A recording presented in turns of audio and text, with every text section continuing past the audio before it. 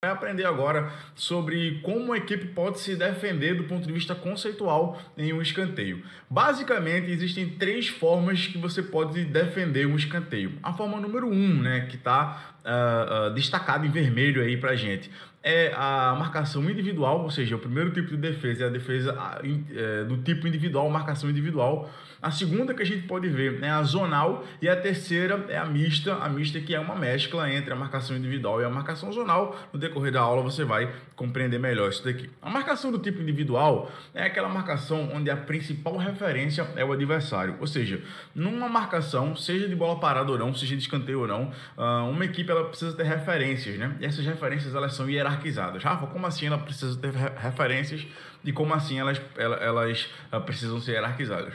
Uma equipe ela pode ter como referência, por exemplo, defender a entrada da bola em um determinado espaço. Ela pode ter como referência a marcação individual por encaixe, né? Ou seja, aquela marcação individual onde o camisa 5 encaixa no camisa 10 e vai com ele até o final. Ela pode ter uma marcação do tipo individual por setor, né? Que é aquela marcação onde o camisa 5 encaixa no camisa 10, mas ele só vai até um determinado ponto, né? Ele só persegue aquele atleta até um determinado ponto ali, numa zona específica do campo. Então, esse tipo de marcação, ou seja, eles demandam uma prioridade de referência. Ou seja, a marcação zonal é a marcação onde eu estou mais protegendo o espaço, mais defendendo o espaço do que o adversário.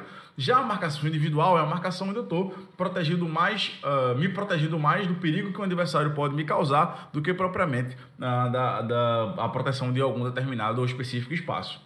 Isso significa dizer que existem algumas referências de marcação, ou seja, o espaço é uma referência de marcação, o adversário é uma referência de marcação, uma referência que eu posso utilizar para me defender melhor.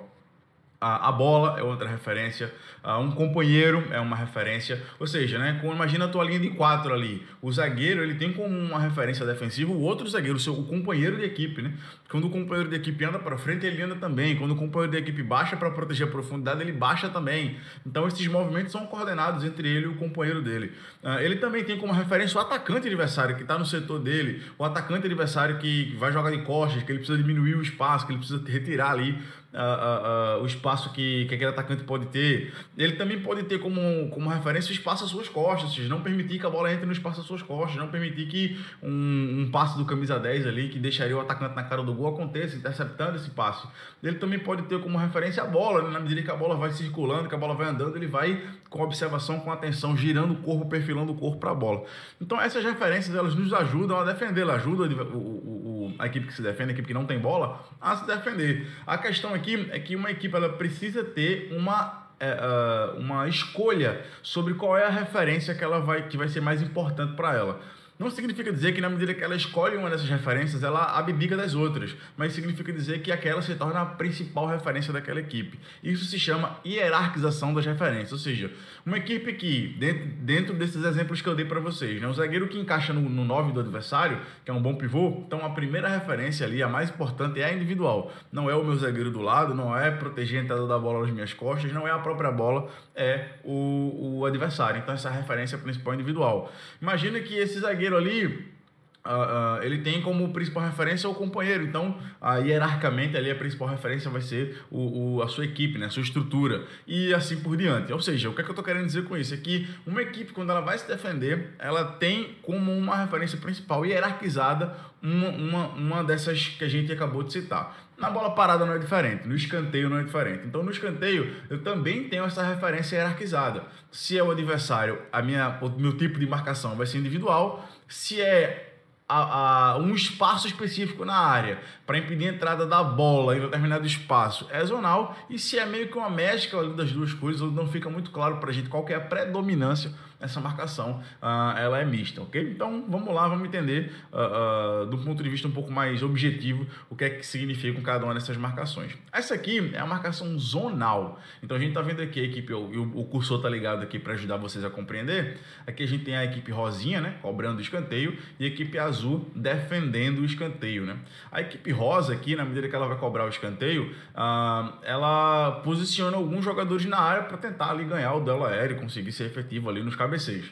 E a equipe azul, essa equipe azul que está ilustrada aqui, escolheu defender com todos os jogadores na área, ela escolhe não encaixar individualmente nenhum jogador da equipe rosa e sim proteger a entrada da bola em um determinado espaço. Então esses jogadores aqui que estão enfileirados, eles estão protegendo aqui a entrada da pequena área. Esses outros jogadores que estão um pouco mais à frente, eles estão protegendo aqui a entrada da grande área. E essa proteção do espaço pode garantir ali uma boa defesa, ou seja, pode garantir ali com que a bola não entre nesses espaços, porque se ela for entrar nesse espaço, eu tenho sempre ali algum atleta cuidando para ela não entrar nesse espaço. Ou seja, se esse escanteio vinha curto aqui no primeiro pau, no primeiro poste, esse jogador aqui, ele é responsável pelo espaço dele até o jogador que está atrás dele. Ou seja, nesse espaço que a gente está vendo aqui o mouse indicar, é responsabilidade desse atleta. Se ela for um pouco mais comprida ali, mais ou menos na altura da marca do pênalti, né, um pouquinho mais próximo da baliza, esse espaço aqui é desse atleta aqui. E assim por diante. Ou seja, não adianta que aí qual que é a ideia aqui?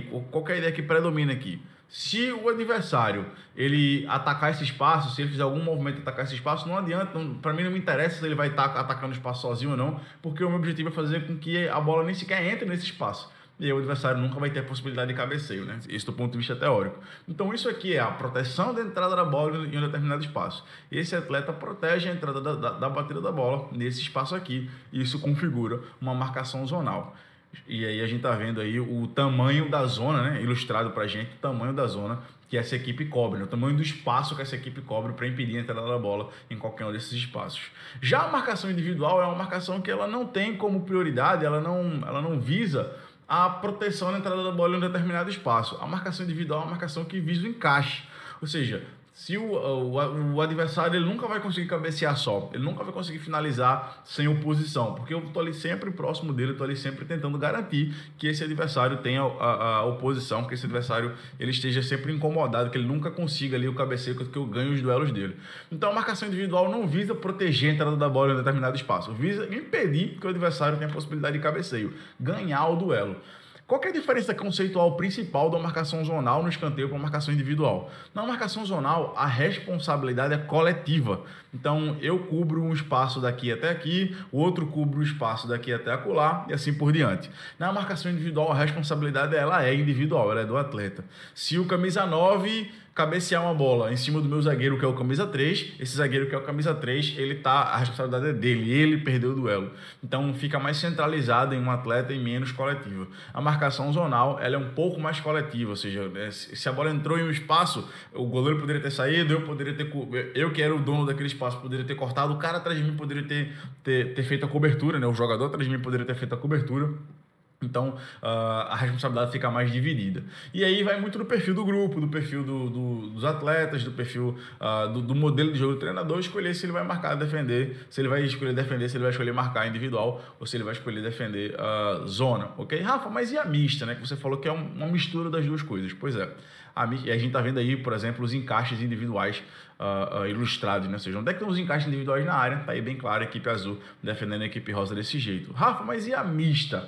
A mista é uma mistura, de fato, né, com perdão da redundância, entre a marcação zonal e a marcação individual. Ou seja, na mista, a marcação zonal ela vai existir e a individual também vai existir. Ou seja, alguns atletas eles vão ter um posicionamento de defender a entrada da bola em um determinado espaço e outros atletas da mesma equipe vão encaixar individualmente, vão escolher fazer esse duelo ali, esse encaixe individual para não permitir que esse adversário consiga ter o cabeceio. Então, na mista, há uma mistura entre as duas coisas, ou seja, quem está aqui, ó, que a gente está vendo aqui, está defendendo zona, está marcando aqui a entrada da bola nesse espaço, para impedir a entrada da bola nesse espaço, e quem está aqui está marcando individual, está encaixado, então é uma mistura. Eu tendo a achar, isso não é uma certeza, é uma opinião, né? Isso não é um dado, é uma opinião, eu tendo a achar que na maioria dos grandes campeonatos, a maioria das equipes, né? Ou seja, quando a gente olha para os campeonatos grandes no mundo, a maioria das equipes defendem mista. É mais difícil encontrar uma equipe que defenda só individual, é difícil encontrar uma equipe que defenda só zonal. A grande maioria defendem mista. Aqui você pode perceber que é uma equipe que ela tem uma defesa zona com 3 atletas, né? Então a gente tem 1, 2, 3, se calhar um quarto atleta aqui, se você considerar esse atleta aqui, a gente tem 1, 2, 3, 4, 5 encaixes individuais. Então é uma equipe que ela é mista com predominância individual. Se fossem mais jogadores na zona e menos jogadores encaixados, seria uma mista com predominância zonal. Então o exemplo que eu trouxe aqui para vocês é uma mista de predominância individual. Por que eu digo por que esse ponto é importante? Porque quando a gente vai olhar para a maioria dos campeonatos, muito difícil tu ver uma equipe que marca completamente individual, que não tem pelo menos 3 atletas aqui em zona, ou uma equipe que marca só zona e não marca individual. Rafa, me dá algumas referências, por exemplo, o Tite, treinador, ex-treinador da seleção brasileira, era um treinador que marcava misto, né? Que marcava alguns jogadores em zona, outros jogadores individuais. Só para que vocês tenham esse exemplo, né? Entre outros. É importante dizer também que a função da marcação individual ela pode variar. Ou seja, eu posso ter um atleta aqui, ó, né, na marcação individual, que ele tem como objetivo acompanhar esse jogador até o final. Então, se esse jogador entrar aqui na zona, eu vou com ele até o final, eu entro na zona junto para disputar a bola nesse espaço. Porém, a entrada, quando esse atleta entra nesse espaço e ele me leva com ele, o jogador que está na zona, ele pode baixar o nível de concentração, ele pode ali entender poxa, como esse cara foi acompanhado, a minha responsabilidade é um pouco menor. Então, alguns treinadores, eles optam por esse jogador aqui, ao invés de eles perseguirem até o final, eles executarem apenas um movimento de bloqueio, ou seja, eles impedem que esse jogador embale, né? Quando esse jogador começa a correr daqui, ele vai embalado para atacar esse espaço aqui que o cursor está mostrando. Quando a bola entra nesse espaço, é ele embalado contra o jogador que está aqui parado. Então, o jogador que está aqui parado salta menos. Esse jogador que embalou, que fez esse movimento de corrida antes do salto, ele tende a saltar mais alto. Ou seja, quando essa bola vai entrar aqui, esse jogador vai fazer esse movimento de corrida, ele pode ganhar da minha zona se eu permitir que ele embale muito, se eu permitir que ele corra muito, que ele ganhe muita velocidade antes do salto. Então, alguns treinadores preferem que os jogadores aqui eles façam um movimento apenas de bloqueio, ou seja, apenas de impedir que esse jogador embale tanto para conseguir saltar. E aí, quando eles correm juntos, né, atrapalhando ali a corrida deles, o embalo deles, e quando eles vão entrar na zona, eles largam o atleta para deixar que a zona tome conta, para que não polua ali a zona com muito jogador e acabe causando algum tipo de confusão. Então, esse aqui é o tipo de marcação mista, beleza?